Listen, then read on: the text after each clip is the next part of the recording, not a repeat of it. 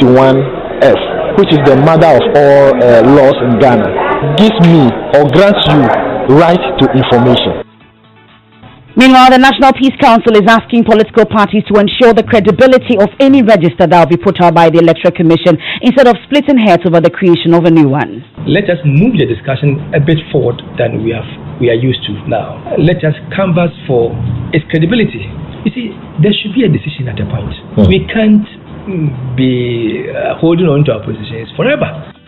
Also tonight, Student Loan Trust Fund partly blames the increase in loans to beneficiaries as announced by Vice President Baumia for the delay in the disbursement. Obviously, when the amount is increased, even if you don't have new applicants, you are suddenly paying out a lot more than you used to. So yes, it's affected our cash flow. We'll hear from the aggrieved students who are making a passionate appeal for the immediate release of funds.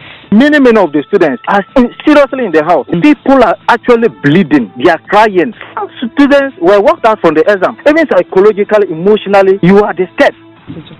And coming up in business, IMF maintains the country's debt levels are not sustainable despite government's insistence of a program to bring the situation under control. And after the temporary closure of the Babaya Sports Stadium, King Faisal are moving to Obuasi for their home game against Logan Cities on Thursday. Plus, there is UEFA Champions League tonight. Thomas Partey's Atletico Madrid are up against High-Flying Liverpool. That's coming up later in sport. And in our Joy Clean Ghana campaign, public health officers descend heavily on food operators as one was found dipping her sore hands into food coloring solution meant to season chicken. Look at this. It's peeling off. This is peeling. Okay? And you use it to wash the meat with whatever you call it. And that is what you use to wash the meat. Prepare it for us to eat. Innocent people eating in human bodies as a flavor. And then, as part of our Arrive Alive campaign today, we hear the chilling account of a retired fire officer who survived a deadly road accident 27 years ago and is still living with the painful scars of the crash. Imagine just picking a bag that you are going at the cab only to be lifted by ambulance or hails from Sohobu Government Hospital for specialist attention in Kolebu. And News Night is brought to you by Puma Card from Puma Energy, cash-free convenience. Please join us with your thoughts and comments. It's via WhatsApp on 0244340437. I am Emefa Apawu. And my name is Evans Mensah. To the details now. Now, the Electoral Commission has declined a request by Ashaman MP NS Nogbe for information on how it recruited the IT consultant leading to processes that are to acquire the voters register.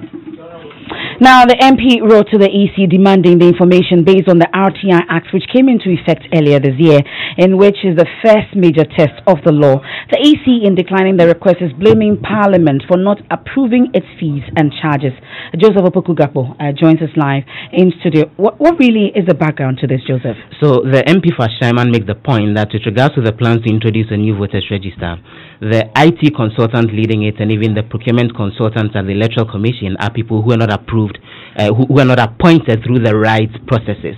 And so they have even no business leading the processes to acquire a new voters register. So he's written to the Electoral Commission quoting the RTI Act, which was passed by Parliament and has since matured, and requested from the Electoral Commission through his lawyer Martin Kwebu that they would want to get information on whether the IT consultants and the procurement consultants were recruited using the right processes. And they give the EC a 14-day ultimatum to respond, and the Electoral Commission has since responded. Well, so what's their justification for denying them what they were asking for? So the lawyers of the Electoral Commission, Amenuvo and Associates, and this letter to Martin Kwebu and then subsequently transmitted to the MP and Esnobe is actually signed by Justin Agbeli Amenuvo. And in response, he says, "We are lawyers for the Electoral Commission, and your letter dated 3rd February 2020 has been referred to us with instructions to respond thereto." And he goes on to say, "Our clients, as in the Electoral Commission, acknowledges your clients' rights both under the Constitution and the Right to Information Act 2019, as rightly stated." The lawyers then go on to say that, as we are well aware, the Act 969 was passed to actually operationalize Article 21F of the Constitution. It goes on to say that we wish to draw your attention that under that particular Act, an application seeking access to information under the Act an applicant shall pay the fee or charge approved by Parliament in accordance with the Fees and Charges Act. As ready and willing as our client is to provide the information requested by your client, it is not immediately able to do so because the fees and charges applicable are yet to be determined in accordance with the law. And it goes on to say, please accept the compliment of our most highest esteem. So the Electoral Commission says it's unable to give him the information because the RTI law says that charges would apply for the reproduction of the information, and we all know that before any institution can actually charge any amount, Parliament would have to give approval for that. So the EC cannot give the necessary information because a law to allow for the application of the fees and charges has actually not been passed by the House. The Ashaman MP and Asnobe thinks the excuse is not good enough. Easy excuse, because looking at Article 21F, which is the mother of all laws in Ghana, gives me or grants you right to information, and it is based on this Article 21F that we came out with the right to information law. So it is superior. So if the commission, Right to Information Commission, or even the government has not put up the commission to bring up fees and charges to Parliament for approval, it should not be it should not preclude the Electoral Commission from giving me information.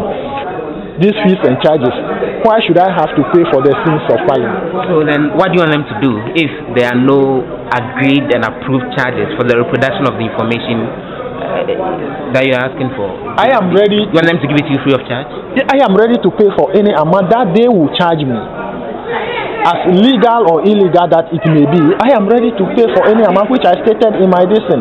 Before the Right to Information law, we were still requesting for information from public offices, because the Right to Information law just came into place this year. We were still doing same. How were they charging this one? You think this is a slap in the face of an act that Parliament has approved? I am very much amazed and surprised at the lawyers who wrote this letter. It can never be founded in any law under the sun. Well, you heard that the Ashaman MP, Ernest Nogbe, of course, we were told that everything was set for the implementation of the RTI law. But this is a snag, it's a test case for the RTI law so far. We would work the lines and see if we're able to get some clarification as to why the fees and charges are not in place just yet. But we'll stay on the EC, because the National Peace Council is asking political parties not to take entrenched positions over the compilation of a new voters register, but rather assist the Electoral Commission to create a credible register for the upcoming polls. The Peace Council admits it's the sole mandate of the Electoral Commission to either compile a new register or upgrade the existing one as it so desires, but however insists that political parties must develop comprehensive mechanism to test the credibility of any register put out by the Commission. Well, Acting Executive Secretary of the Peace Council, George Amo, made these comments after a group calling itself Mass Action Committee petitioned the Peace Council to ensure that cool heads prevail over EC's quest to compile a new voters register. Now, the group believes the creation of a register is both appropriate and timely. We will hear from the Peace Council shortly, but first listen to the spokesperson for the group, Atik Mohammed. Our democracy is one of the best, if not the best, in the South region. And so if we have structures that allow you to vindicate claims if you feel strongly about a certain issue in the court of law. So if you feel the Electoral Commission, which by the way has not committed any offense against the law, if you feel strongly about their process and you think that things should have been done differently, there is a forum to vindicate that.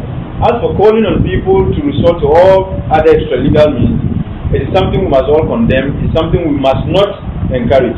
And that's why we are here, to plead with you, to intensify your efforts, and call on all of us to join or support your efforts to ensure that this process goes peacefully and that we can still have our democracy to exercise, we can still have our country to enjoy long after the registration and even the elections are over.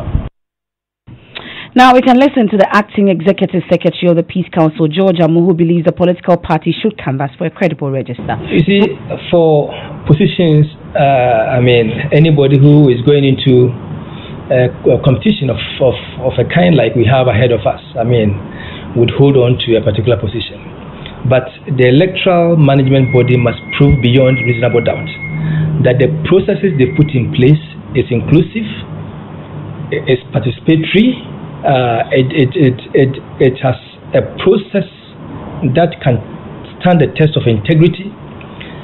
It should not be in secrecy. I mean, people shouldn't hide somewhere and come up with a list, and at every stage it must be participatory enough. When you do that, then you should be ready to do what you think is right and pursue that to the Is it the Electoral Commission doing all that you said? Well, that one I will leave to the good people of this country to judge. For us, we've participated in the IPAC meetings, and I think it's a forum for participation and inclusion. I think that through the IPAC processes and other means, I think they are engaging. So I would appeal to the political parties. Let us move the discussion a bit forward than we are used to now, and see what is it that we can do to improve transparency, whether it is a new register or the existing one. If it is the existing one, let us canvass for its credibility. If it is the new one that the Electoral Commission is going to, if they want to bring it, let us ensure that as political parties, we've also put in the systems to check the credibility or otherwise of the rule. If we're able to do that, you see, there should be a decision at a point. We can't be holding on to our positions forever.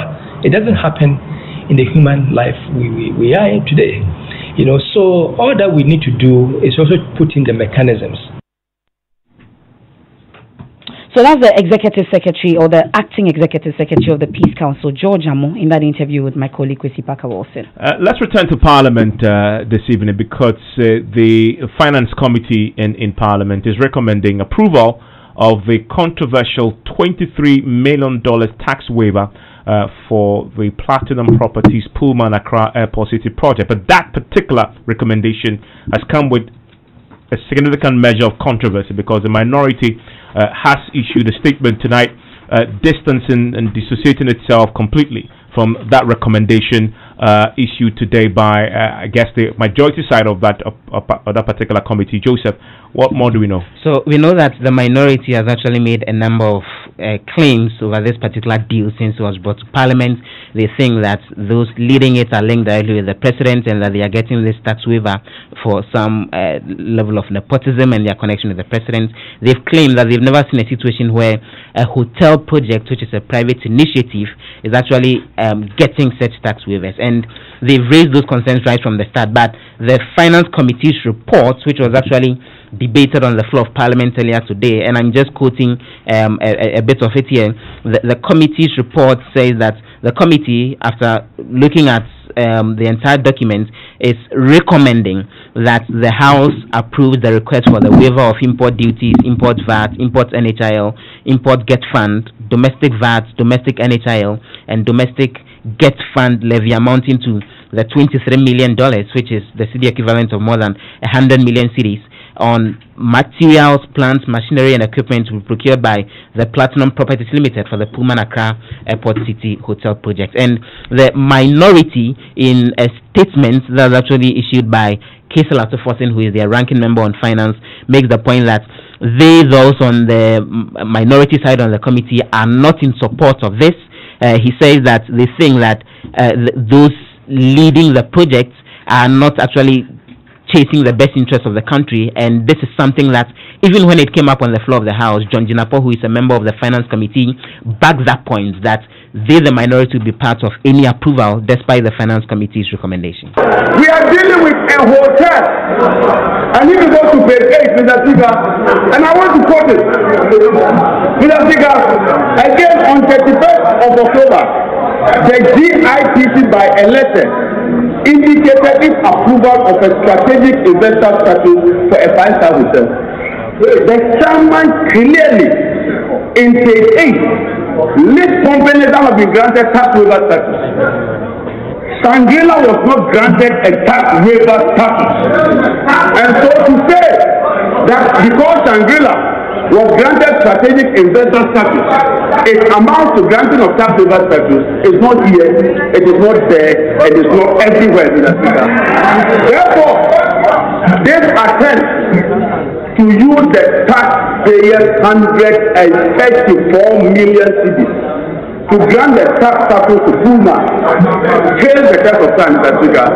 This very hotel that is being constructed under President Apawu, this Apawu hotel in Africa does not meet the standard, and I want to separate the Africa on this side of the house. We will not be part of an illegality. We will not support it. This is unfortunate. This is an abuse. This is a misuse. This is tantamount to misusing the taxpayers' money as far as it is concerned. So that's John Jinapor. He's a member of the Finance Committee of Parliament, explaining why the minority didn't want to be part of the approval processes. Now, this became a very interesting debate. Eventually, the conversation on it was suspended because at a point in time, John Jinapor referred to this project as an Akufo-Addo hotel project that the speaker felt was problematic. He asked that it be withdrawn. Then there was the conversation around it. I see where he's going with that, because we have the Kufo Hotel. So if you begin to tag the president to it, then it becomes sort of the name that people begin to use. But he was shut down. Yes, and eventually the conversation on this was suspended until the point was he be made to withdraw the comments on the issue before they would continue, and then the House didn't eventually return to it. But so they didn't tackle it again? So they didn't. So this afternoon, when it became controversial, the House suspended the conversation on that and went on to deal with but it was expected to be approved today. Yes. But eventually that didn't happen. So then we're expecting that going into later in the week, then it might come back. I mean, so was it simply because of how heated the conversation became, or something more? So what happened? So then what happened was there was the demand that point be withdrawn, but John Jinapor was not in the chambers at that moment, and then the speaker made the point that the House needed to sit as a committee of a whole to deal with other matters behind closed doors, including issues having to do with the District Assembly Command Fund and issues of sanitation and a number of other issues. So then they were pulling brakes on that, and they would return to this discussion when they are done with the committee on the whole meeting, which was how come after it became heated and Mensah Mubarak intervened, then they put brakes on it until further. So we don't know when this is coming back for consideration, debate, and approval. Not yet. But clearly the minority says you're not going to be part of it. First of all, they've distanced themselves from the committee's report and anticipated that they might walk out if indeed this comes back to the floor for debate. However, the information minister today had some points to make in defense of government's decision to grant the tax waiver. He said there's a precedent. The NDC government did it in their time when they were in government, and he went on to make an allegation that there were times when the NDC government gave some of those tax approvals without recourse to Parliament, and when they are done with approving this, they would begin the processes to ensure that those who led that process, including John Mahama, is brought before the House over issues of contempt. On the 7th of January 2016, His Excellency the then President, again emphasis mine, President John Dramani Mahama, gave approval for strategic investor status and tax exemptions for other companies, including Wilma Africa, West Hills Mall, Tank Palace, Mabani 7 Company, Sunot Assembly, and Quantum Power. Mr. Speaker, what your committee discovered is that these tax waivers were granted without recourse to Parliament. These tax waivers were granted without recourse to the constitutional provisions of Article 1742. And in the privilege of this hallowed chamber, I dare say that these waivers are unconstitutional. It is for that reason that we sought the counsel of the Honorable Attorney General, whether it is proper for any president or any minister of finance or any DIPC board to sit in his office and so say that I deem that you qualify, therefore I've granted it to you. A power given to Parliament. And the Attorney General replied and said, no, Parliament must be seized with it to make the determination. That is why we are here today, Mr. Speaker. That is why your committee has had the opportunity to consider for the first time these applications that were hiding under Section 26(4) and were being granted by the executive for the first time, being brought to Parliament for Parliament to make a determination on it. Mr. Speaker, we want to serve notice that after today's approval, we will be considering either recalling those waivers to be brought here for ratification or requesting that the persons who granted them without recourse to Parliament should be invited before this House and possibly held in contempt for disturbing the powers of Parliament.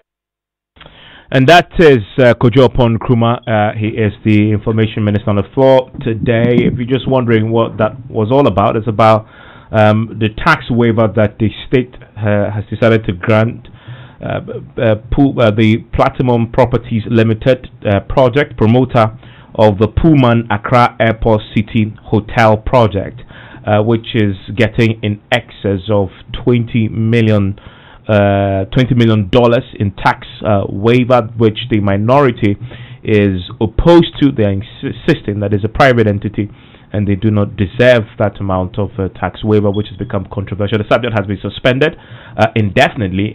Nobody knows when it's going to come back to the House for further debate and approval. We'll keep a close eye on this and update you as and when we get more. You're still listening to News Night here on Joy 99.7 FM. Now, the Student Loan Trust Fund says the increase in monies lent to beneficiaries is partly to blame for the disbursement challenges. Now, hundreds of students in various tertiary institutions tell Joy News they are yet to receive monies for the 2019-2020 academic year. A statement released by the Coalition of Aggrieved Students Group says many of them are going through hell with their academic life coming to a halt. They are threatening to hit the street next week if President Akufo-Addo fails to intervene. Here's the head of operations for the coalition, Simon Awotumieng. The whole issue started 2018 coming. Series consultations were made. We tried to follow up to the appropriate quarters to find out why there is delay in disbursement. Every day we try to do that. Then they tell us that very soon, and very soon. Up to now, we even wrote a lot of press releases here and there. We've been following up. Many of our members are actually sitting in the house. Meanwhile, school is ongoing. You see, we just don't know what is happening. Anytime you go to them, they will tell you that there are no funds available. Some of the beneficiaries didn't take first and second semester. We are now in the second semester. And as I speak with you, many of the students, we have a common platform that all the campuses across the length and breadth of this country are seriously in the house. People are actually bleeding. They are crying. We are many. I cannot give you figures as in the number. Many of these students venture into the student loan to be able to help them undertake, pay school fees and buy handouts and all other things on campus. Many students were walked out from the exam.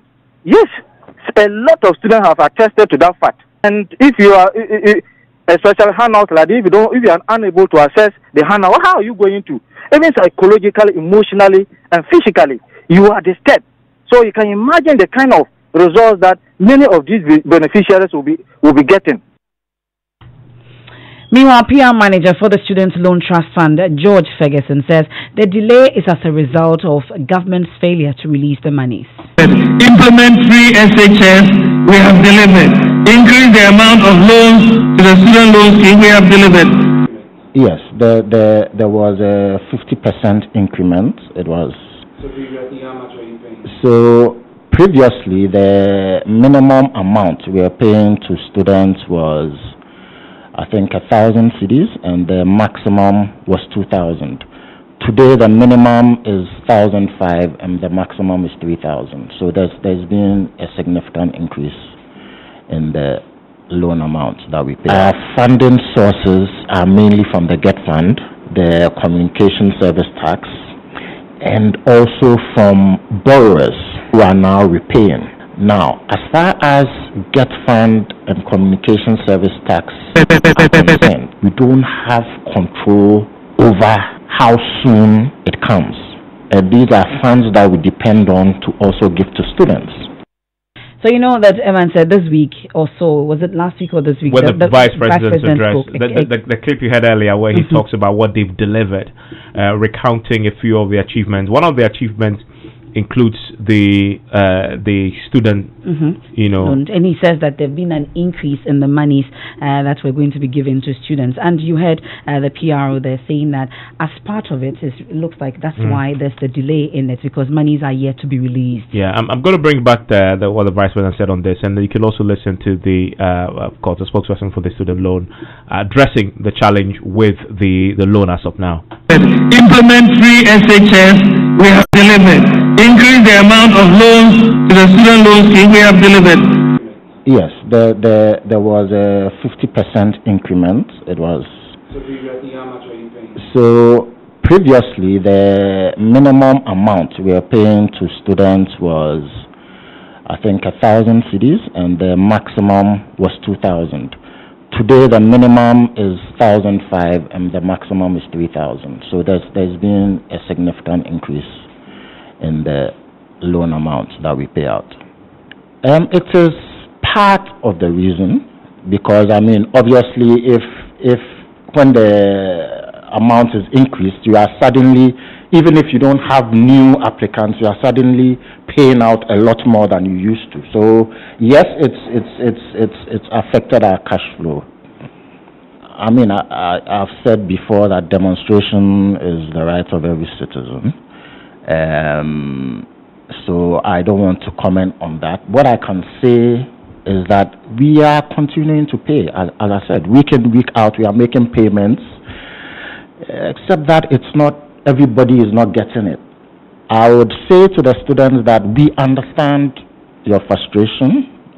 We are frustrated as well, because that is why we come to work every day, to make sure that we are able to provide financial assistance to students in tertiary institutions that need it. So we are equally frustrated, but I would ask them to exercise patience whilst we try and resolve this matter. I'm not sure if demonstrations is the most effective response to this at this time. So that's George Ferguson, is the PR for the Student Loan Trust Fund. We'll take a quick break here on Newsnight. Of course, we'll go for business. When we return, board chairman of the Ghana Trade Fair Company justifies demolition of Raymond Archer's printing factory, insisting the company acted within the law. We have details as he insists the quest is not to collapse businesses, but to act in the best interest of the Trade Fair Company. Also, in our Joy Clean Ghana campaign, public health officers descends heavily on food operators as one was found dipping her sore hands into food coloring solution meant to season chicken. Look at this. It's peeling off. This is peeling. Okay? And you use it to wash the meat with whatever you call it. And that is what you use to wash the meat. Prepared for us to eat. Innocent people eating in human bodies as a flavor.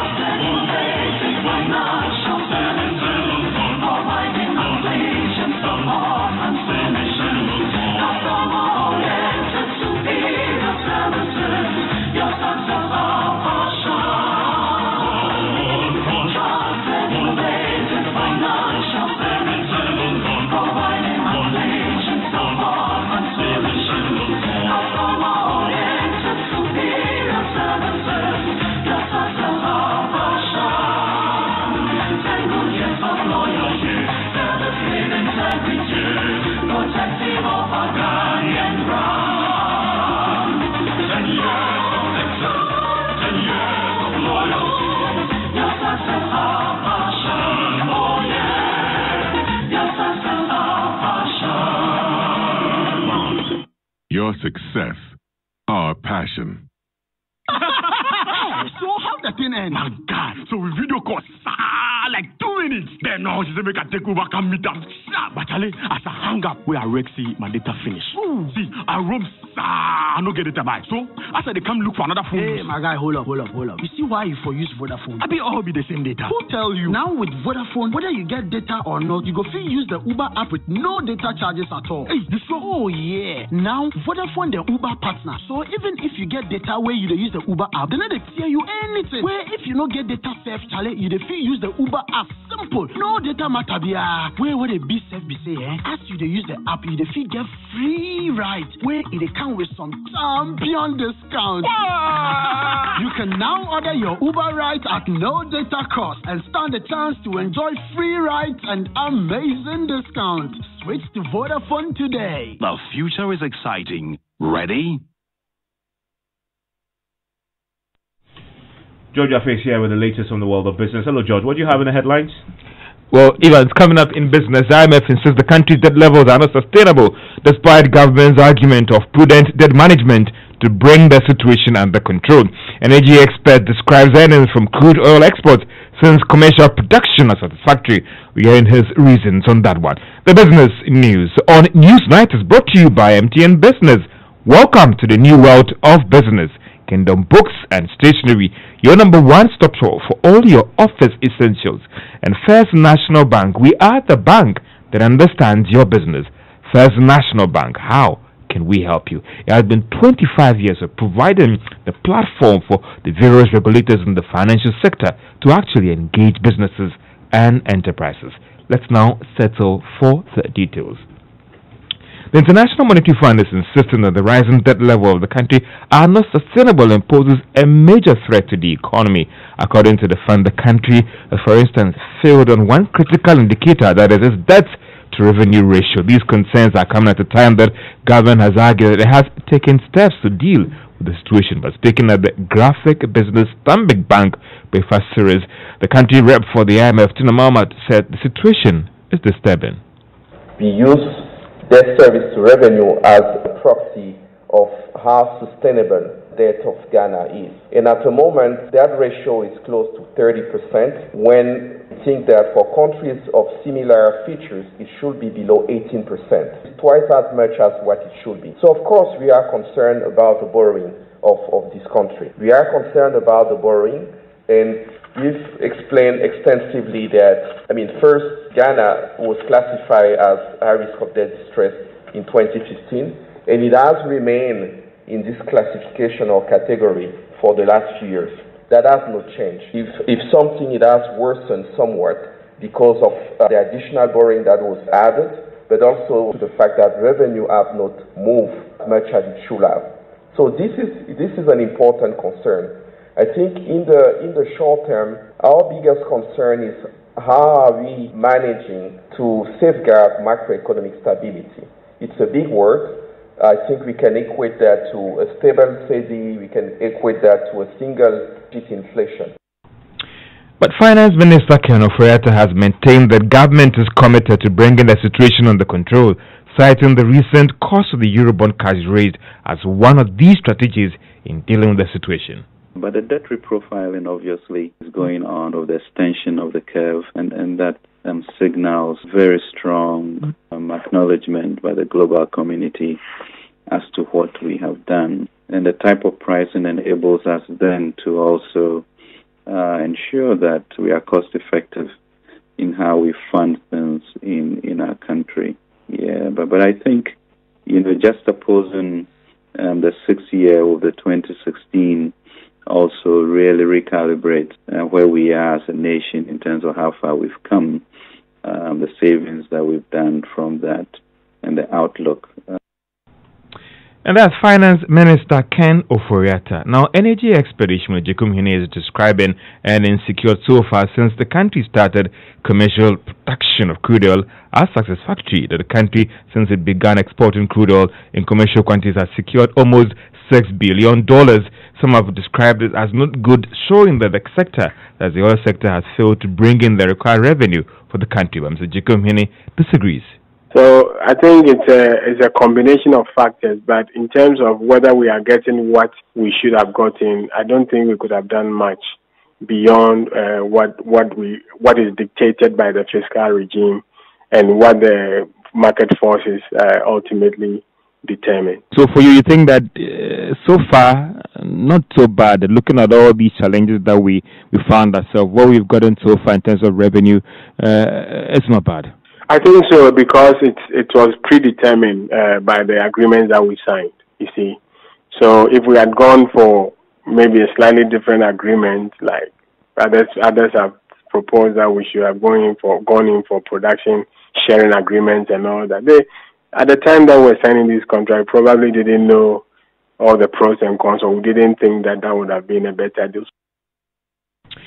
Energy expert Ismail Ejekumhene. The country actually realized just $2.5 billion that is hitting the Bank of Ghana's account. Now this because before the Eurobond sale, government actually borrowed some $500 million to buy back the previous Eurobonds that will be maturing very soon. Now the move was part of measures to help deal with the previous expensive debts borrowed. Now that is when this was to ensure that actually the money comes in, but government actually works out a way to deal with these expensive debts. Now the money actually was raised from Standard Chartered Bank before the Eurobond exercise. So when the money was actually raised, the Standard Chartered Bank then took the money before the remaining funds actually hit the Bank of Ghana's account, meaning that $2.5 billion is actually coming to hit the Bank of Ghana's account. Now, ECG says it will press ahead with its whistleblower program aimed at dealing with power thefts and also revenue mobilization challenges. Now, this is coming after concerns were raised about the program because it is subject to abuse. The company recently paid out some 6.5% or some $1.5 million surcharge of a mining firm that was actually taking power legally. Speaking at the launch of the ECG Power App, Managing Director Kwame Jekumbedu said this might be the surest way to go in dealing with revenue challenges facing the company.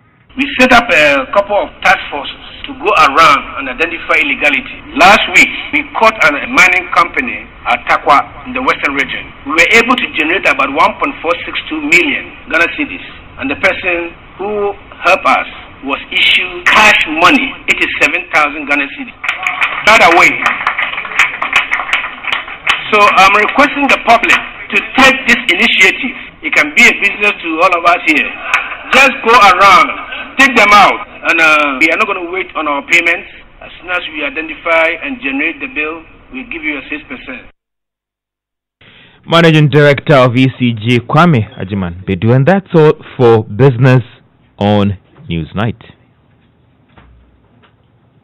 Mr. Barr has big dreams for his business, Barr & Co. Limited, and his family, making them a reality man to long drives and queues.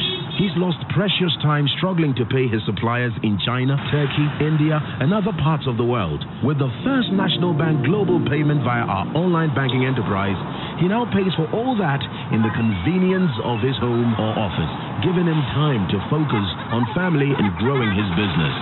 Use our online banking enterprise to access Forex when you need it. It takes a bank that does more to help your family. So who's helping yours? First National Bank. How can we help you?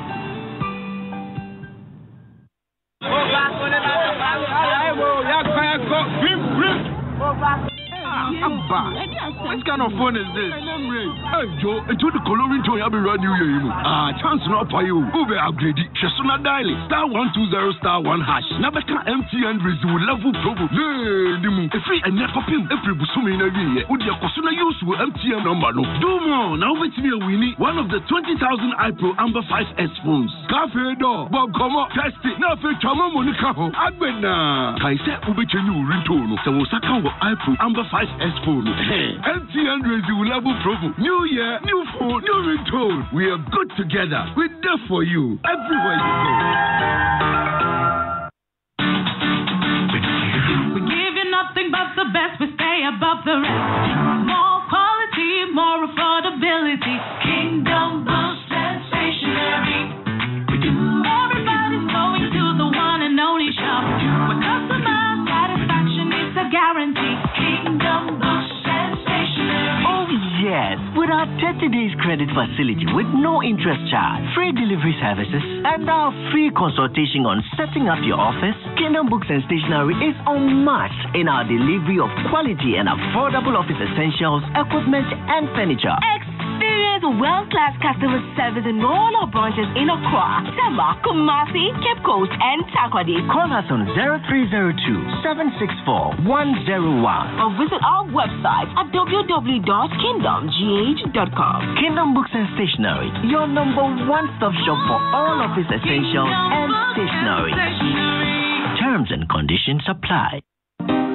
To be successful, you need to have an eye to spot opportunities and a plan to harness them. Amazing products like Waka Now Pay Small Small. Yes, Pay Small Small allows you to lock down great travel deals with a down payment of only 25%, leaving you with cash to meet other pressing needs. You have the liberty to pay the balance in up to 3 convenient installments. Be smart. Use Pay Small Small. Visit wakanow.com.gh to get started. Waka Now. Let's go. Joy 99.7 FM. And you're still live here on Newsnight. And my name is Evans Mensah. And I am Emefa Apawu. And we move on some other stories now. Tonight, the board chairman of the Ghana Trade Fair Company, Daniel Macaulay, is justifying the demolition of the Color Planet printing press belonging to former managing editor of the Enquirer newspaper, Raymond Archer. He insists the company acted within the law, but CEO of the company, Raymond Archer, insists the demolition exercise is illegal. This is what he told us. Because I built my factory 2010. It was when I was doing the extension and they now realized that they were going to do redevelopment.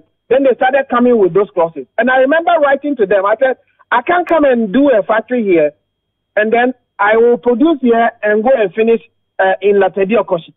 How is that possible? So I told them that that position was wrong. And guess what? They kept collecting rent from this. The same thing that they have a problem with. They kept collecting rent from it. Until this woman came and said, we should leave. If we don't leave, he was not going to renew the rent. And we said, you can't do that. This is a country of laws. That is why we went to court. Well, today, the board chairman of the Ghana Trade Fair Company Limited was on the Super Morning Show speaking about this. And it talks about the fact that the Trade Fair Company followed the legal processes in the demolition of not only Mr. Archer's property, but other properties on the piece of land owned by the Trade Fair Company. Listen to him. We have to build a trade fair. If you pick me as a leader, it has to be built, irrespective of whatever. But at the same time, you don't have to hurt or collapse or destroy anybody else's business on the way. Why did you demolish the structure? Why did your company demolish the structure? Honestly, I'm the board chair. I really don't know, but the management did what they have to do. I think they went by the law. As far as I'm concerned, Raymond took the trade fair to court. And I think the CEO acted in the best interest of the trade fair after court decisions. So I really don't know. I normally don't interfere in management. What management had to do is work and deliver and report to the board. Whatever management bring to the board, it will be acted on in the best interest of this country. Yeah, but as head of the board, some will say the buck stops with you. Do you know, for instance, because Mr. Archer has raised questions about who these investors are who will be coming to do the development at Trade Fair? Do you know who they are? The trade fair sitting there are going to be developed by many investors. It's open. Today you can walk in there. If you have something interesting to do, you'll have a chance to do it. And when you look at the master plan, it fits all. You're going to have Ghana businesses. Raymond can walk in today and ask of a space within the master plan. He'll be given a space. So I don't understand why there should be any fight. He's doing printing. There will be a Ghana pavilion. He can continue his printing in the Ghana pavilion. But in the meantime, he's lost his investment. What he built, 120 workers. Well, I really don't know much about that, but he's saying so. So I'll now get to management to get the details of what is going on. I hope it will be reported to me eventually. So that's Mr. Daniel Macaulay. He's the board chairman of the Ghana Trade Fair Company.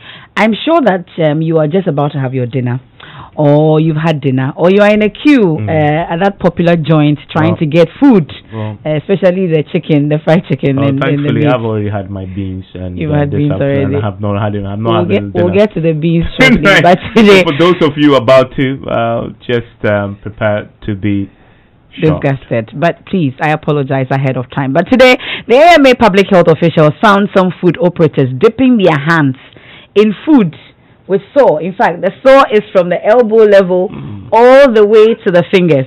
And these operators also did not have health cards and were found to be preparing the food in a muddy area. Nancy Emefa Dradosi has more on today's Joy Clean Ghana campaign. Just close to the kitchen is the barbering shop. Madam Florence Pucci was unhappy. And I'm also more barber hair, ever higher and from my family now. Nedia could go anymore. Much me at Nasi like Adrian says, Sebio. Ebia, e babrinya ye eduane amoye wo hai enko ana saade ne mba wa adwi da. She quickly got angry after spotting what she called disgusting. A woman was deep frying the chicken in the open. But that wasn't the problem. She was dipping the steamed chicken in another solution with an open sore.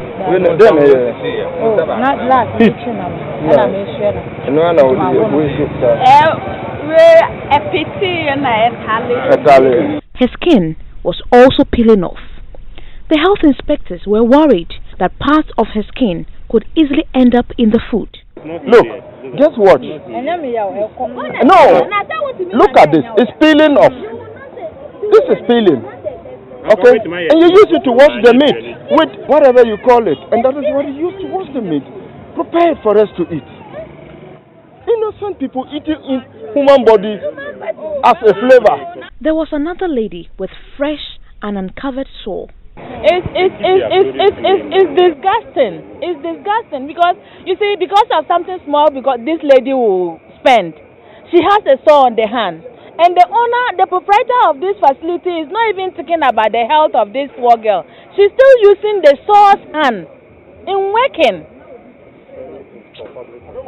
Inspector Sitanga called for the arrest until the owners of the perpetrators showed up. Arrest the girl. Okay, take her, pick her up. Where is the other girl? Take her along. We send them to the... When the proprietor comes to come and answer questions why they should use their hands infected with sauce to prepare the meat for public consumption. Few meters away from the garbage is a chicken grill. The owner was pardoned for not possessing a health card, but shortly the team noticed the operator had covered his meat with cement paper. A gentle rub of the cement paper showed powdery substance believed to be cement. Let's see. This is cement paper. This is cement paper. Put everything inside. Put it inside. This is cement paper. And you are using this. Put it inside. You are using this. Put it inside. It is not good. Cement paper. Carry it. Go and put it in the car. Madam Kuchi ended with a warning to all of you. Next week, it is going to be packed more than this. So it may be in your community. So everybody should be in the lookout. Goodness, human flesh as flavor. Oh goodness, the things we eat in this country. Well, meanwhile, the General Secretary of the Christian Council of Ghana, Reverend Dr. Cyril Fayose, has called on city authorities and government to crack the whip on sanitation offenders. Now, this, he believes, is the best way to sustain the gains being made with the Clean Ghana campaign. If we live in a society that is made up of about 71 Christian and maybe about another 20% Muslim, we are almost 100% a religious nation. So there is something fundamentally wrong if we are such religious people, but then we have a very filthy society. Because there's a saying that cleanliness is next to godliness. That's the General Secretary of the Christian Council of Ghana. Now, residents living along the Chemu Lagoon at Choko here in Accra are raising concerns about the volume of filth in the Chemu Lagoon. According to the residents, the lagoon, which flows into the Atlantic Ocean, has been polluted for some time now due to indiscriminate waste disposal by some residents. Joining you says Nicholas Eko Yamwa visited the community. Here's his report right to you. This is the Chemu Lagoon at Choko. Dansuman and Shaibu are some of the communities surrounding the lagoon. Inhabitants here are mostly fishermen and fishmongers.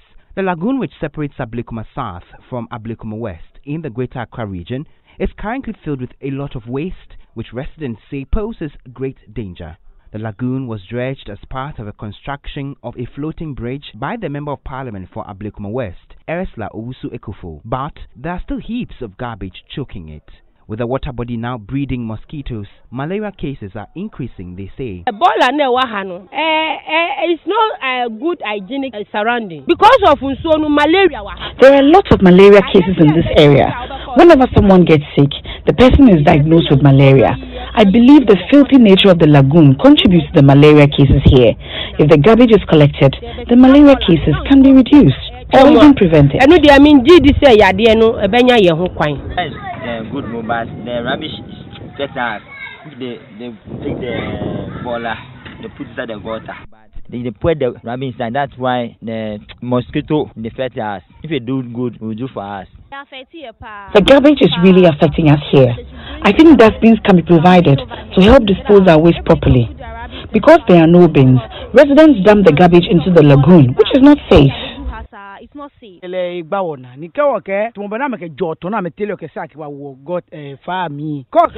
throw refuse into the lagoon. It is a big problem because I live closer to the lagoon.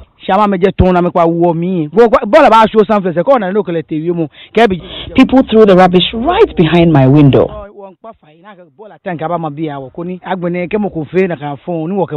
Member of Parliament for Ablekuma West, Esla Usu Ekufo, says she will need the help of the Coastal Development Authority, the Sanitation Ministry, to regenerate the lagoon and make it a tourist attraction. We also need more refuse containers alongside this area, so people are not tempted because they don't have any alternative to throw garbage into the lagoon. And that is Esla Usu Ekufo ending that report by our colleague Nicholas Yamwa. It's time now for sports, and we are getting ready for the big game as well. Benedict Owusu is here with the very latest. Plus with your best friend. Oh. No, you're not.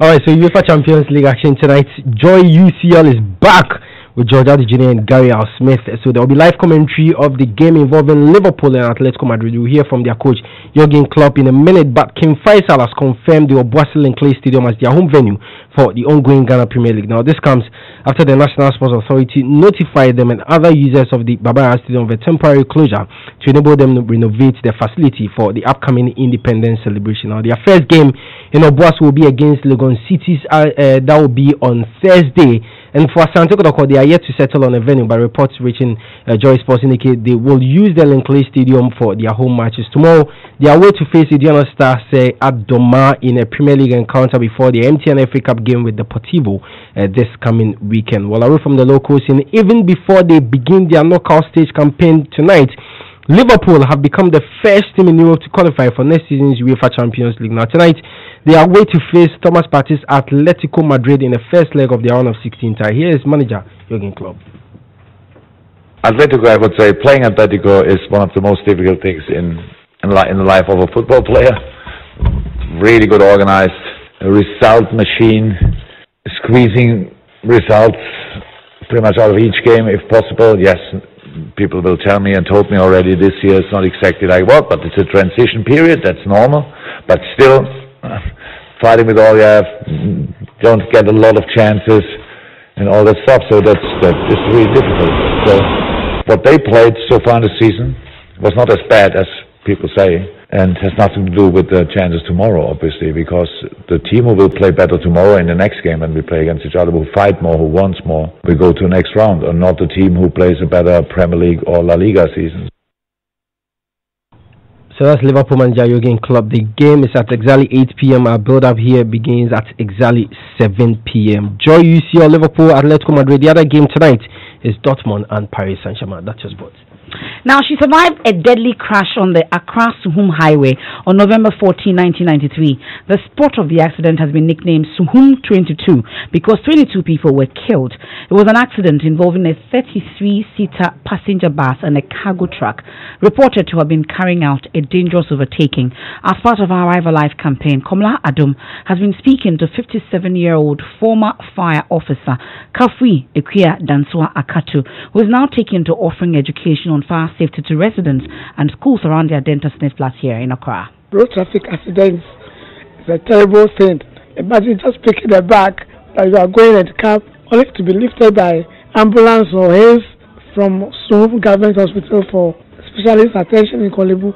As she recounts the traumatic experience of November 14, 1993, tears fill the eyes of a retired fire officer who says she is 57 years but has been asked to proceed on retirement. It was a crash that left her permanently scarred. That accident was tagged as Suhum 22 because it is said 22 deaths were recorded, and it was a 33-seater bus that collided with articulator from Accra. The articulator was overtaken and met ours on head-on. I am alive, and I know it's a grace, and God has made me survive for a purpose. Kafui Dansua Akatu's life will change, and for the rest of her active working life in the fire service, she was left redundant, unable to continue her physical education training. I've been in Colombo for 1 year. This arm, I had a close fracture. It was just in POP beside me, but the leg was so bad that the tibia fibula was compound fracture. My thigh bone. Imagine a physical education this leg like this.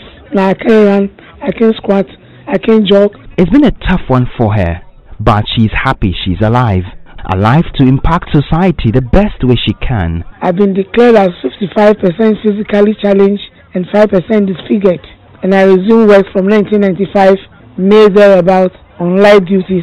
And I've been on light duties till I went on retirement. I was made to be showing up at Medina Fire Station for people not to say that I'm at home collecting salary. And that's my schedule. I said, no, that's not me. There's something I have to do, which is fire safety education. She was a fluent spokesperson for the fire service then, she tells me. Today, it's all a past glory. Actually, I had a cut on my head, and the medical report tells that I've suffered brain contusion, and I've been in coma. But she's committing to joining a campaign for safer road transport to save many more lives. I guess that they should go within the road limits or the speed that they are supposed to go when they are driving through town. They should observe the rules and not overtake. In curves on the highways where they saw by the roadside, there should be a bypass. It's been almost 30 years after the accident, but Kafui is lucky to have survived it. She is thankful that she at least has a voice left, one to say to another driver to be careful on the road, with the expectation that someone would listen. We should always pray that God should preserve our going out and coming in. Anything at all can happen. You can be walking in the car running to you and you lose your life. In fact, I've suffered. She wants you to hashtag arrive alive. We'll definitely need you to arrive alive, and the campaign is on. You can join it with the hashtag arrive alive, but definitely ensure that you do not use cell phones when driving. Ensure that your vehicle is in a roadworthy condition, and guard against distractions while driving. Evans. Well, that's it for News Night tonight. My name is Mensah, and I've been here with Emefa Apawu. Up next is my sports colleagues with the live commentary on that all-important UEFA Champions League match between Liverpool and Atletico Madrid.